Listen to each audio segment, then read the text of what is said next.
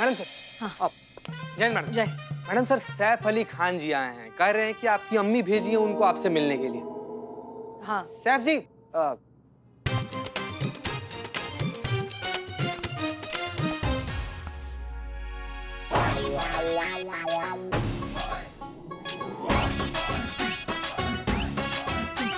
हाँ, my self सेफू। जितना सुना था वैसा पाया। नाम जैसी हसीन है आप, रिश्ता मंजूर है।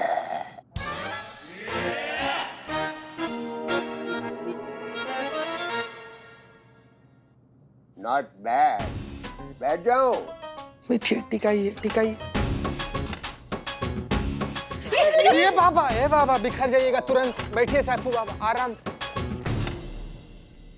मैडम सर, आपकी अम्मी आपकी शादी के लिए इतनी उतावली हो गई है कि खेत का आखिरी कीड़े लगा हुआ, फफूंदी लगा हुआ, अब ऐसा लहराता गन्ना भी चलेगा उनको आपके लिए, जिसमें न रस बचा है न जीने के लिए सांस। Not bad. एक बात समझ में नहीं आई, वो आपने अपनी पिक्स के साथ अमर नाम के पुलिस ऑफिसर का वीडियो क्यों भेजा? क्या? अगर आपका इशारा बॉडी वॉडी मसल वसल की तरफ है तो वे कोई मसला नहीं है, हफ्ते भर में बना लेंगे। मैडम सर, हफ्ते भर में बना लेंगे। अमर विद्रोही का वीडियो अम्मी ने गलती से वो वीडियो अम्मी ने आपको भेज दिया। Not bad. अब आपको कैसा लग रहा है कि हमने आपसे शादी के लिए हाँ कर दी है? नहीं, शर्माइए नहीं, आप तो खुशी के साथ नाच सकती हैं। किस्मत खुल गई आपकी। मुझ जैसा चार्मिंग हैंडसम लड़का आपको अपनी बीवी बनाने के लिए तैयार हो गया है। चिचा, आप इंसान है कि हड़प्पा की खुदाई में निकले हैं? चलिए, हो गया आपका, उठिए। हमने सुना उठिए। जी बिल्कुल सही सुना सर, आप प्लीज उठिए। आपने अपनी हालत देखिए। Not bad. Very bad sir. झूलता खंडर, कांपती मीनार, वजूद के नाम पर लकीर। अरे हाँ, लहराता धान, उजड़ा मकान, सूखा चुहारा, अनाज का मारा। चलिए चचा, हो गया आपका बहुत ज्यादा। चलिए। मुंह में दांत नहीं है, पेट में आंत नहीं, और आप मैडम सर से शादी करेंगे। आइए चचा। Are you sure? अरे वेरी श्योर चचा, यकीन मानिए, आपके जिंदगी का आखिरी किस्त है, इसके बाद तुरंत फारिग हो जाइएगा। आइए, छोड़कर आते हैं आपको। आइए। अरे हो गया, बस बस, आइए आइए चचा, आइए आइए। गए गए। हाँ, पता लगाइए सैफू के बारे में। वीडियो के बारे में। Not bad. आपका रिश्ता करें। या खुदा।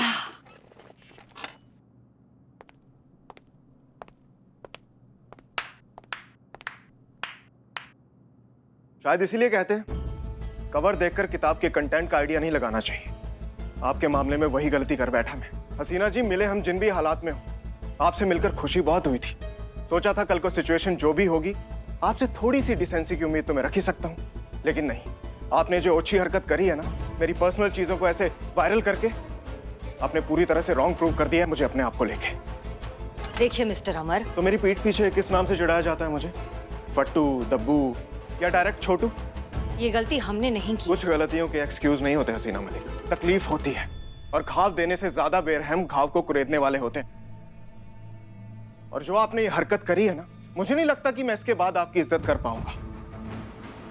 सीधी लड़ाई छेड़ी है ना आपने, तो अब ऐसे ही सही। Now get ready to fight an open war.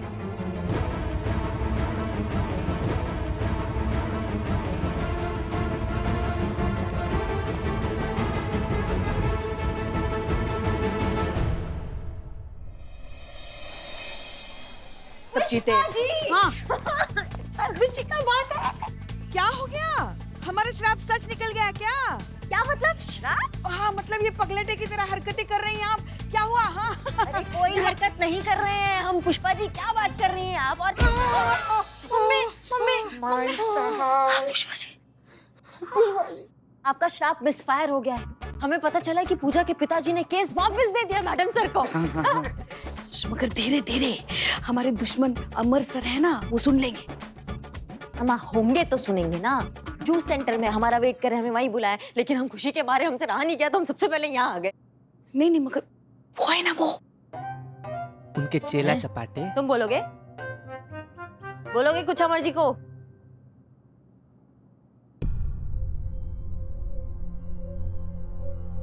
Sir कब तक यूं ही टहलते रहेंगे, शांत हो जाइए ना। अरे दीवान जी हम शांत ही हैं, कुछ सोच रहे हैं। अच्छा वैसे आपको याद दिला दे कि वहाँ जूस सेंटर पर करिश्मा मैडम आपका इंतजार कर रही है। अरे हमारे दिमाग से निकल गया, आइए चलिए आइए।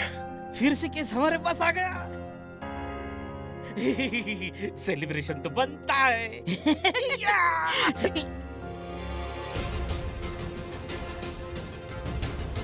जय हिंद सर।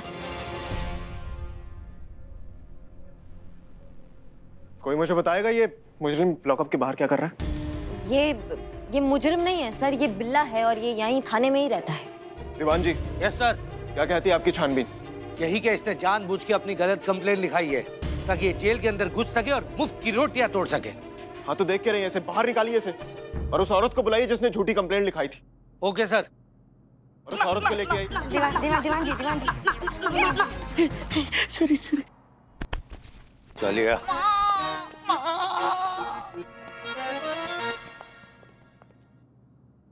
करिश्मा सिंह। जी सर। बड़ी खुश नजर आ रही हैं आप, डांस कर रही हैं थाने में, वो भी वर्दी में। क्या बात है, माने थाना न हुआ कोई मोहल्ले का सार्वजनिक चौक हो गया। ना किसी सीनियर का डर, ना कोई डिसिप्लिन। करिश्मा सिंह, आपने वीडियो वायरल की थी या इस कॉन्स्पिरेसी को सिर्फ रिपोर्ट किया? सर आप क्या बात कर रहे हैं, ऐसा कुछ भी नहीं है। दीवान जी। Yes sir. हमने करिश्मा सिंह को फील्ड इन्वेस्टिगेशन पर भेजा था, क्योंकि ये केस हम हैंडल कर रहे हैं, इसलिए हमें यानी कि अपने सीनियर को इसकी हर डिटेल बताएंगे और आप इसके नोट्स बनाएंगे। जी सर। तो बताइए करिश्मा सिंह, शुरू हो जाइए, हम सुन रहे हैं। हम भी सुन रहे हैं। आपकी जानकारी के लिए बता दें कि पूजा और उसके पिताजी ने ये केस हमें भी सौंपा है, तो करिश्मा सिंह जो भी रिपोर्ट देंगी हमें भी देंगी। Madam sir.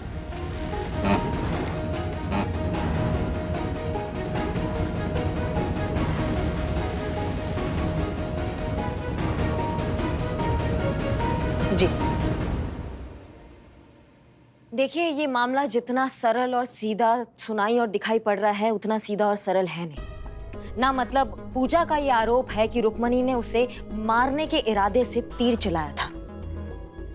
अब रुक्मणी ने ऐसा काहे किया था, उस उद्देश्य पे हम वापस आएंगे बाद में। पहले इस मुद्दे पे बात करेंगे कि ये जितना भी आरोप पूजा ने रुक्मणी पर लगाया है, रुक्मणी ने इससे साफ इनकार कर दिया है।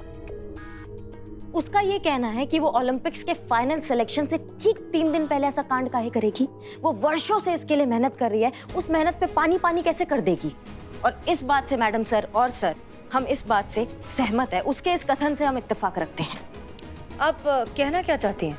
मैडम सर हम ये कहना चाह रहे हैं कि ये केस बहुत ज्यादा पेचीदा है ना। मतलब ओलंपिक्स के फाइनल सिलेक्शन से 3 दिन पहले ये सारा बवंडर हुआ है। आपको नहीं लगता है कि इसका लेना देना जितने भी खिलाड़ी है उनके सिलेक्शन से है ना? मतलब ये संजोग का बात है कि जैसे ही रुक्मणी वो बुल आई का तीर मारने ही वाली थी, उस वक्त लाइट चली जाती है और लाइट जाने के बाद सब ये मान लेते हैं कि रुक्मणी ने जो है ये जानबूझ के तीर मारा है, जो पूजा के हाथ पे जाके लगा है ना। मतलब आपको नहीं लगता कि कुछ गड़बड़ है जिसकी खुशबू आ रही है?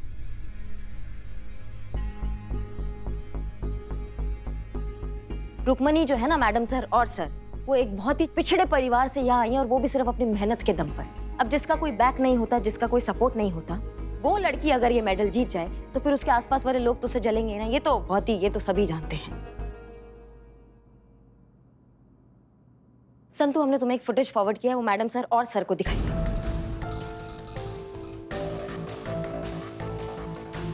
ये फुटेज है।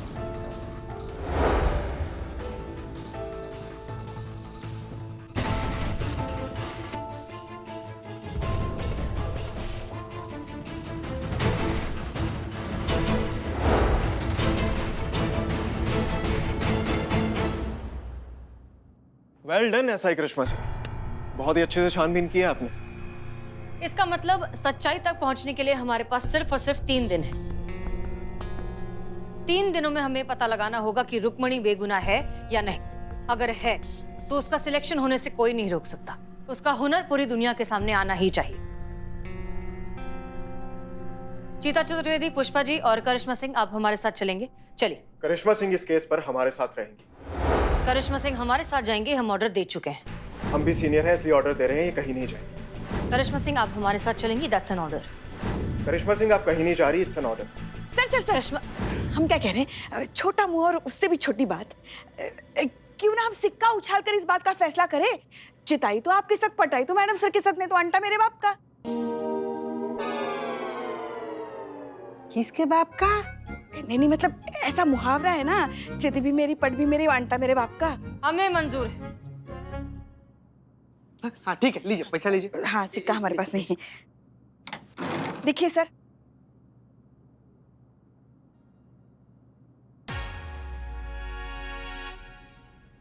कहाँ फेंक दी? हमने तो पकड़ के रखा था सिक्का।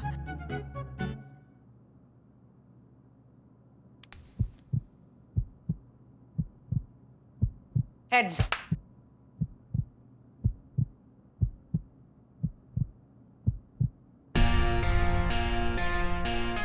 जीत गया, जीत गया, yes, yes, जीत गया। चलिए।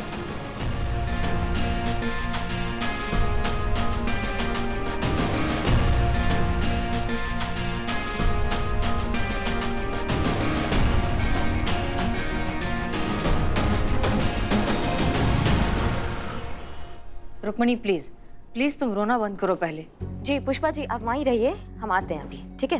धन्यवाद। रुक्मणी, हम पुलिस वाले हैं, हम मुजरिम और निर्दोष के बीच का फर्क बहुत अच्छे से समझते हैं। तुम निर्दोष हो ये बात हम जानते हैं, हमें यकीन है तुमने कुछ नहीं किया, इसलिए प्लीज रिलैक्स। हम तुम्हारे साथ हैं, तुम्हारा संघर्ष जाया बिल्कुल नहीं जाएगा। और तुम पूजा, अब तो तुम्हें यकीन आ गया होगा कि तुम बेवजह शक कर रही थी उस पे। उसमें उसका कोई गलती नहीं है, वो निर्दोष है, उसे फंसाया जा रहा है।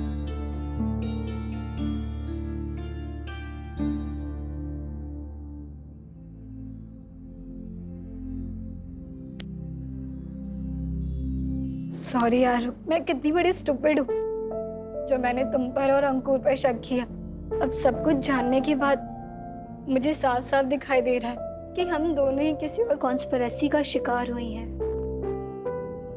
प्लीज मुझे माफ कर दे। मैडम सर, आपको क्या लगता है सबके पीछे कौन है? हम फेडरेशन के चेयरमैन और आप लोगों की कोच से मिलना चाहते हैं। कहाँ मिलेंगे वो?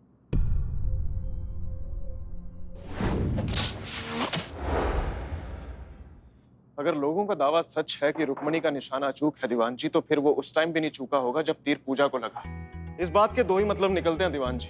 हादसे के वक्त वहां पे 2 तीर चलाए गए, एक तीर जो पूजा को लगा था और दूसरा तीर जो रुक्मणी ने चलाया था।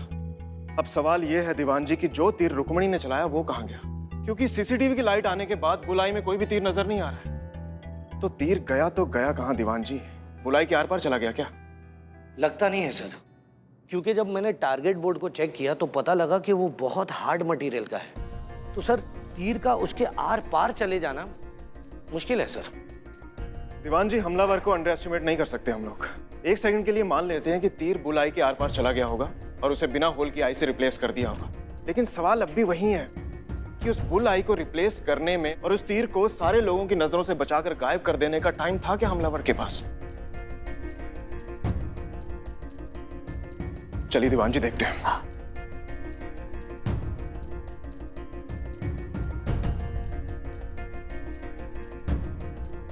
दीवान जी, अगर रुक्मणी ने तीर चलाया तो यहां तक तो पहुंचा ही होगा, और अगर यहां तक पहुंचा है तो गया कहां?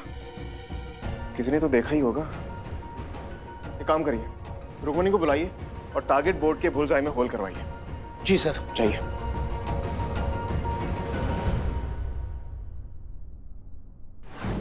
देखिए, एक खिलाड़ी पे जानलेवा हमला हुआ है। फेडरेशन इस घटना की कड़ी निंदा करती है और इसके विरुद्ध कठोर से कठोर कार्रवाई करने की दृढ़ प्रतिज्ञा ले चुकी है। रुक्मणी का अभ्यास रुकवा दिया गया है और एक जांच कमेटी बैठा दी गई है। अगर रुक्मणी पे आरोप सिद्ध हुआ तो उसे आजीवन बैन कर दिया जाएगा। मतलब रुक्मणी जो एक मिडिल क्लास फैमिली से आती है, जी तोड़ के मेहनत करती है यहाँ तक पहुँचने के लिए, तो आपको लगता है यहाँ तक पहुँचने के बाद वो थोड़ा भी चूक करेगी और अपने ही हाथों से हत्या कर देगी अपने सुनहरे जीवन का, अपने सुनहरे भविष्य का या अपने सपनों का? यही तो समस्या है मैडम। कितनी मेहनती, कितना संघर्ष कर ले, कितनी भी प्रतिभाशाली क्यों ना हो, लेकिन जब सब कुछ पाने का समय आता है तो प्यार मोहब्बत के चक्कर में पड़कर अपना सब कुछ गंवा लेती हैं। अरे इतिहास गवाह है मैडम, 90% प्रतिभाशाली लड़कियां करियर के उस मकाम पे शादी करके गुमनाम हो गई जहां पे वो अपना, अपने परिवार का और देश का नाम रोशन कर सकती थी। कोई लव वव का एंगल नहीं है रुक्मणी के चक्कर में। और जो भी आपने बकवास किया ना, उसका जीता जागता एग्जाम्पल हम हैं आपके सामने। हम ऐसा है करिश्मा सिंह है, ऐसा है शादी के बाद बने हैं, और शादी के बाद भी अपना ड्यूटी और अपना परिवार दोनों निष्ठा से निभाते हैं। कोई गुमनाम नहीं हुए, कुछ गड़बड़ नहीं हुआ है। समझ रहे हैं आप हमारी बात को? मैडम हम तो समझ रहे हैं, पर आप इस बात को समझने की कोशिश कीजिए। ये जो एरो है ना, इस पे 3 तरह के फेदर्स लगे हुए हैं, 2 येलो और 1 रेड, और इस तरह से हर तीर को एक अलग आइडेंटिटी दी जाती है। और ये वही तीर है जो फेडरेशन की तरफ से रुक्मिणी को अभ्यास के लिए दिया हुआ था। तो फिर आप कैसे कह सकती हैं ये तीर रुक्मिणी ने पूजा के ऊपर नहीं चलाया? बल्कि सच तो ये है कि रुक्मिणी नहीं चाहती थी कि पूजा जैसी टफ कंपटीटर इस कंपटीशन में पार्टिसिपेट करे। इसीलिए उसने सोच समझकर और पूरी प्लानिंग के साथ इस घटना को अंजाम दिया है।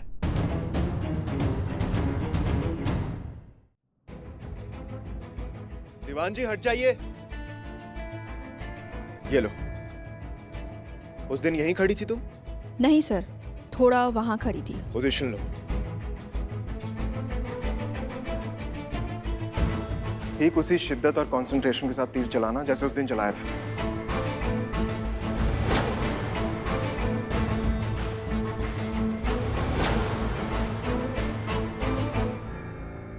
ये देखिए, ये पिछले 5 सालों का ट्रैप रिकॉर्ड है। पिछले 5 सालों से दोनों का नेक टू नेक कंपटीशन चल रहा है। कोई भी किसी से रत्ती भर कम नहीं है। ऐसे में जेलसी तो होगी ही ना। अब आप ही बताइए कि जेलसी एक दूसरे से क्या नहीं करवा देती। ठीक है, बहुत बहुत शुक्रिया।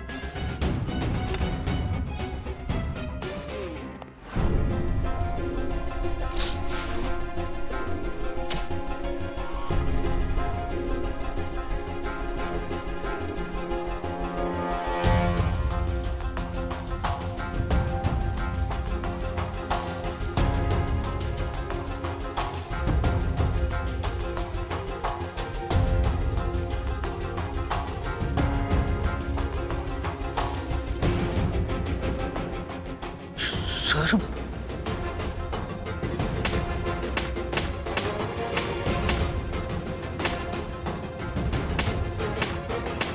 सर ये तो यहां छेद किया गया था और जो तीर रुक्मिणी ने चलाया था ना, वो डायरेक्ट इस छेद के बाहर गया। और उसके बाद उस हमलावर ने बड़ी चालाकी से सबकी नजरों से बचकर इस होल को बंद कर दिया। और उस चले हुए तीर का राज हमेशा हमेशा के लिए सीमेंट के अंदर दबके रह गया। दीवान जी। जी सर। ये टारगेट बोर्ड बनाने वाला, यहाँ का कॉन्ट्रैक्टर और वर्कर्स, सबसे मेरी बात करवा, क्योंकि उनकी जानकारी के बिना यहाँ ऐसा कुछ नहीं हो सकता। जी सर। अरे क्या हुआ? सर आज का दिन भी गया, कल सिलेक्शन का लास्ट डे है, और अगर कल भी असली हमलावर पकड़ा नहीं जाता है तो मेरा पूरा करियर बर्बाद हो जाएगा सर। तुम ओलंपिक जरूर जाओगी। कम से कम इस केस की वजह से तुम्हें तुम्हारा सपना पूरा करने से कोई नहीं रोक पाएगा। That's my promise. संतु और कितना समय है? आ रही हूँ। जल्दी आओ, कब से मैडम सर तुम्हारा इंतजार कर रही है। आओ। आ गई। हाँ? हाँ मैडम सर, ये इलेक्ट्रिक रूम से पाए गए सारे फिंगरप्रिंट्स के रिजल्ट हैं, और सरप्राइजिंगली वहां मौजूद लोगों में से किसी से मैच नहीं हुआ है। क्या? मैडम सर, करिश्मा मैडम ने जहां तक दिखाया था उसके पहले का सारा सीसीटीवी फुटेज है। लगाओ। एकदम जान पर खेल कर निकाले हैं मैडम सर। हाँ। जीते।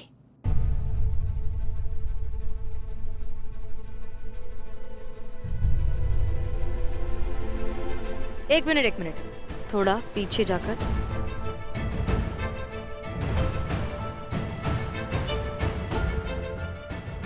और ये वीडियो जूम किया, अब ध्यान से देखो।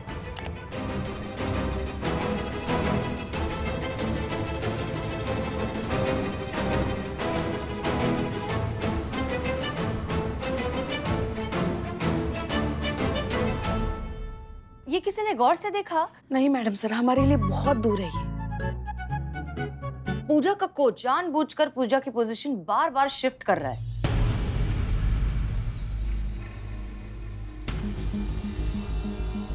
जी मैडम सर, वो भी देखे ना थोड़ा थोड़ा करके। हाँ, जैसे कि परफेक्ट पोजीशन के लिए फोन पर इंस्ट्रक्शंस दे रहा हूँ। आपके कहने का मतलब है कि जो हमलावर है वो फोन पर है और कोच को बता रहा है कि पूजा को कब कहाँ कैसे खड़ा होना है। नहीं हो सकता। इस फानी दुनिया में मैडम सर कुछ भी हो सकता है। तो बस फिर हमें हमारा प्राइम सस्पेक्ट मिल गया है। Prime suspect? मैडम सर यही गुनहगार है, साफ साफ दिखाई दे रहा है, जानबूझ के पूजा को वहीं खड़ा कर रहा है ताकि तीर जो है सटीक जाके उसको लगे। मतलब केस सॉल्व कर दिया हमने। एक और केस सॉल्व हो गया। दुश्मन खेमे को नहीं बताना है कि हमने केस सॉल्व कर लिया है। आराम से। डीएसपी सर को अब हम बहुत जल्द ही साबित कर देंगे कि यहाँ महिला थाना ही होना चाहिए।